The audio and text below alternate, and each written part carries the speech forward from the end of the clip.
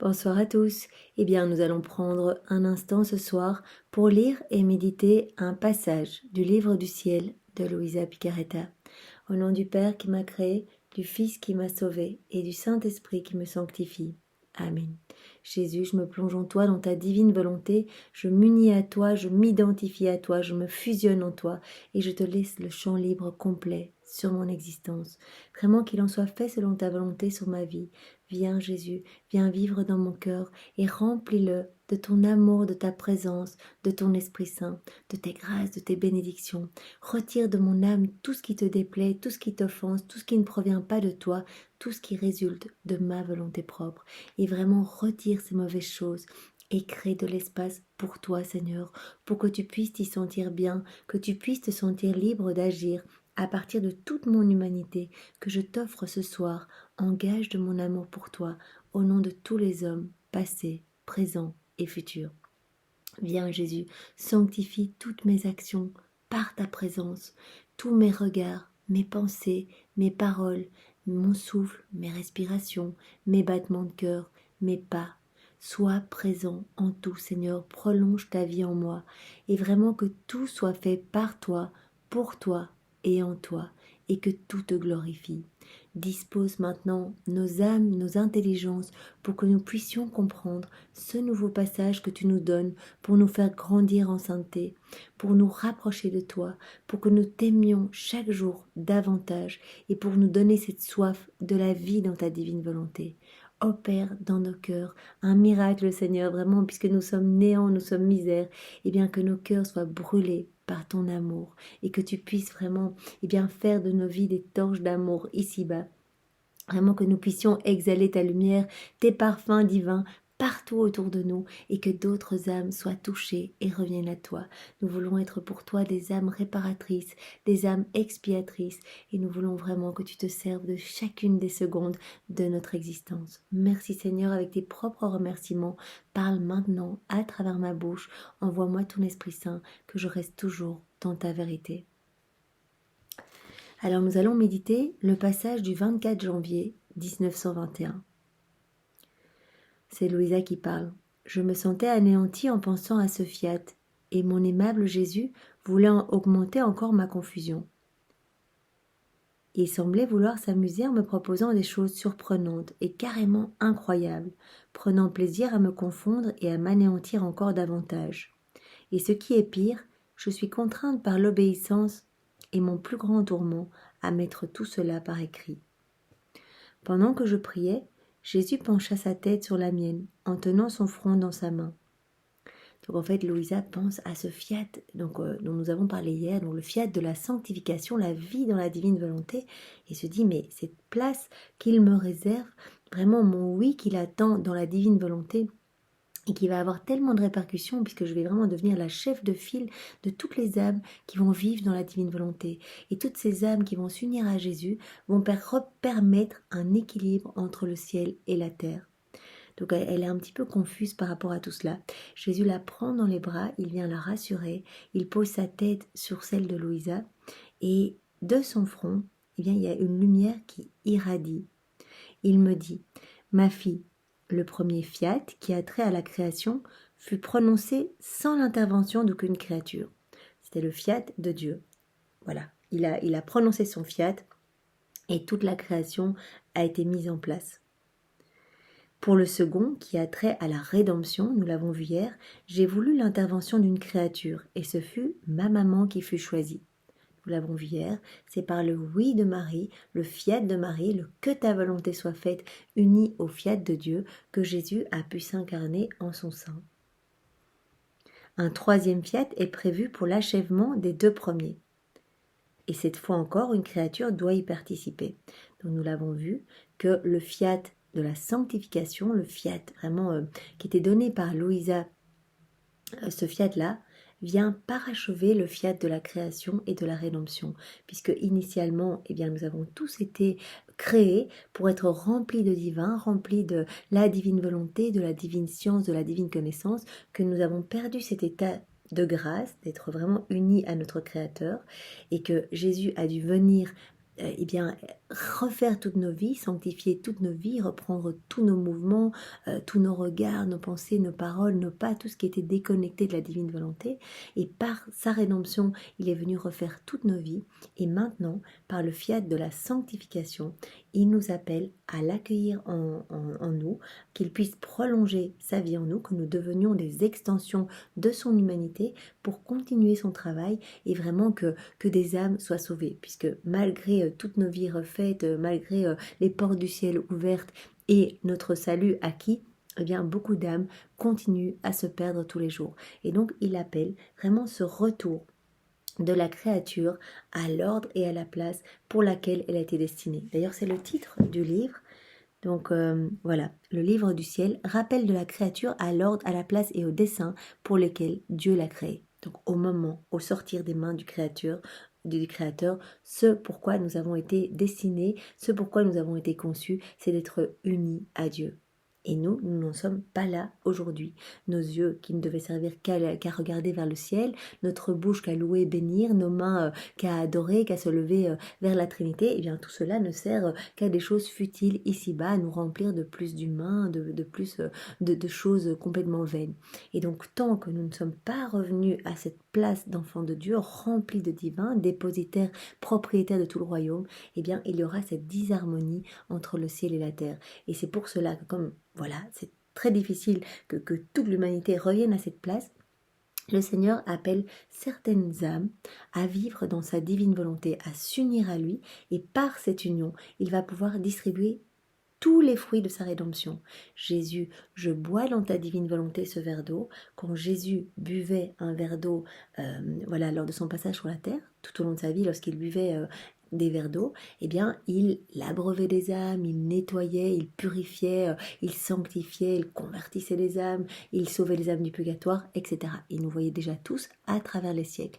Et donc, quand nous nous unissons à Jésus, notre petite action, elle devient divine et éternelle, et elle va porter tous les fruits de l'action de Jésus. Donc ça, c'est vraiment magnifique. Nous remettons en mouvement tous les fruits de la rédemption de Jésus. C'est pour cela qu'il nous appelle et qu'il dit, voilà, il suffit de quelques âmes qui vont faire des actes dans ma divine volonté pour que, à nouveau, eh bien, il y ait ce doux flux et reflux d'amour, qu'il y ait cette harmonie entre le ciel et la terre, pour le moment qui n'était plus du tout en harmonie, puisque vraiment, il le dit dans un autre passage, la Trinité ne peut même plus regarder les hommes, puisque l'homme s'est recouvert d'un manteau d'ordure, de noirceur, de puanteur, et il y a comme un espèce de brouillard entre les hommes et le ciel. Et ces actes faits dans la divine volonté, eh bien, permettent de remettre un filtre de lumière par lequel eh bien, la Trinité va pouvoir regarder à nouveau les hommes, déverser à nouveau des grâces, des bénédictions, sauver des âmes, etc. Chaque acte fait en union avec Jésus permet de distribuer sur toute l'humanité entière, sur toute la création, une rosée bienfaisante, des effets bénéfiques, puisque c'est Jésus qui agit en nous. C'est Jésus qui agit réellement en nous. Ce n'est pas une incarnation mystique, c'est une incarnation physique, réelle. Jésus vient vraiment avec le Père, le Saint-Esprit, il vient, il prononce la parole de la consécration sur notre âme devient une hostie à chaque acte fait dans la divine volonté, c'est un autre Christ, nous devenons comme un autre Jésus, et donc il vient agir à travers nous, c'est absolument magnifique. D'ailleurs nous le voyons, eh bien, quand nous appelons Jésus, nous n'agissons pas de la même manière. Tout d'un coup, il y a des paroles d'amour, des paroles de pardon qui viennent eh bien, dans notre bouche. Peut-être que ce sont des choses qu'on n'aurait pas fait naturellement, mais quand nous demandons à Jésus d'agir, de venir parler en nous, de venir écouter en nous, tout d'un coup, nous allons être beaucoup plus attentifs, pleins de compassion, de bienveillance. Ce n'est pas nous, nous sommes criblés de péché, c'est Jésus en nous qui opère son travail de sanctification par cette union sanctifiante avec lui. Donc c'est absolument magnifique, comme il dit à Louisa, eh bien ce fiat de la sanctification, cette vie dans la divine volonté, c'est vraiment le parachèvement, l'achèvement du fiat de la création et de la rédemption. C'est vraiment comme ça, la boucle est bouclée. Donc voilà. Ce troisième fiat doit mener à leur achèvement les fiats de la création et de la rédemption.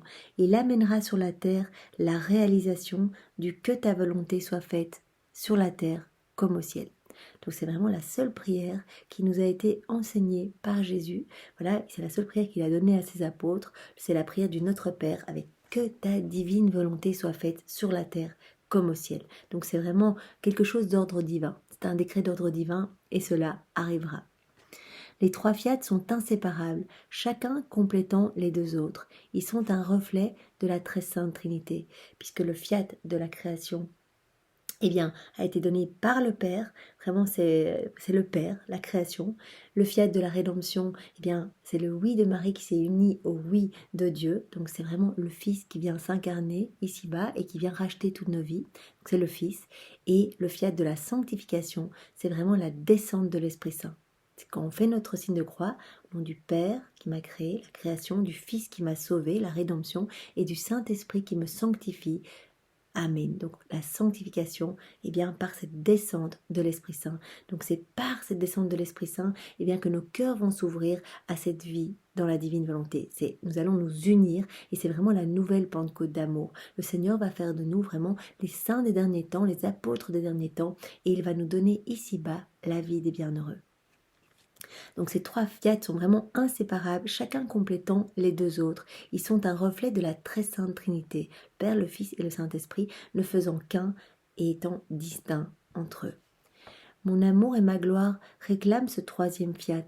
Ma puissance créatrice, dont sont issus les deux premiers fiat, ne peut plus se contenir et veut que le troisième fiat s'avance pour compléter le travail déjà fait. Donc ce troisième fiat, cette vie dans la divine volonté, c'est indispensable pour vraiment compléter. C'est vraiment cela que Jésus a dit avant, c'est vraiment le parachèvement du fiat de la création et de la rédemption. Parce que tant que l'homme ne revient pas à cette place d'être vraiment uni à Dieu continuellement et de travailler constamment le regard vers le ciel, le cœur tourné vers Dieu, etc., vers la Trinité, constamment dans cet élan de bénédiction, de louange, d'amour, de remerciement, l'homme n'est pas à sa place, il n'est pas rempli de divin, et donc le Seigneur souffre constamment de toutes ces vies dissociées de la divine volonté. Et donc le travail n'est pas accompli tant que l'homme n'est pas retourné à cette place d'enfant de Dieu, d'enfant de lumière, de dépositaire de tout le royaume. Autrement, les fruits de la création et de la rédemption demeureront incomplets. Donc la vie dans la divine volonté, vraiment ce fiat de la sanctification, va permettre aux fruits de la rédemption et de la création d'être déversés en abondance dans toutes les âmes. En entendant ces mots, je ne fus pas seulement confuse, mais littéralement assommée. Je me suis dit, cela est-il possible ? Il y a tant d'autres personnes, et si c'est vraiment moi qui l'a choisi, je reconnais bien la folie coutumière de mon Jésus. Alors que puis-je faire, confinée que je suis à un lit, à demi infirme et tout à fait médiocre. Donc Louisa se sent complètement néant, enfermée dans son lit. Elle dit mais c'est pas possible, la grandeur de cette mission, de la vie dans la divine volonté où je vais devenir la chef de file. Puis-je faire face à la multiplicité et à l'infinité des fiat de la création et de la rédemption ? Si ce troisième fiat est comme les deux premiers, je devrais courir avec eux, me multiplier et m'entremêler avec eux. Jésus, pense à ce que tu fais. Je ne suis vraiment pas la personne qu'il te faut. Qui pourrait raconter tous les non-sens que j'ai ainsi dit ? Donc Louisa vraiment se sent comme écrasée par cette mission dont elle réalise l'immensité. Mon doux Jésus revint et me dit « Ma fille, calme-toi, je choisis qui je veux. Tu dois savoir que le début de la plupart de mes œuvres se passe entre moi et une créature. Par la suite, il y a développement et expansion. Qui fut le premier spectateur du fiat de ma création ? Adam d'abord et Ève ensuite. Il n'était donc pas une multitude.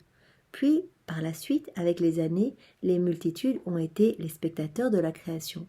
Donc Jésus agit toujours d'abord avec un petit comité. Donc au départ, qui a été spectateur de la création ? Il y a juste eu Adam et Ève, et Adam d'abord, et puis Ève, et puis après, et puis maintenant nous sommes tous spectateurs de la beauté de la création et de tout l'amour que Jésus et que la Trinité nous montre, nous témoigne à travers tout, à travers les insectes, les feuilles, les plantes, la saveur des fruits, la diversité des animaux, etc. Mais donc au départ, il travaille toujours en petit vase clos avec une ou deux personnes. Dans le deuxième fiat, ma maman fut la seule spectatrice, même Saint Joseph n'en sut rien. Ma maman était dans une condition semblable à la tienne. La puissance créatrice qu'elle ressentait en elle était si grande que toute confuse, elle ne trouvait pas en elle la force d'en parler à quiconque. Eh bien, quand Jésus s'est incarné dans Sainte Marie, eh bien, Marie était la seule à pouvoir ressentir toute cette puissance créatrice. Et donc, même Saint Joseph n'en a pas eu connaissance au début. Si par la suite Saint Joseph apprit la chose, ce fut moi-même qui la lui révélai. Plus tard, mon humanité se fit connaître davantage, mais pas à tous. Ce second fiat germa comme une semence dans le sein virginal de ma maman, de Marie, y formant un épi apte à se multiplier et à conduire à la lumière du jour cette grande merveille.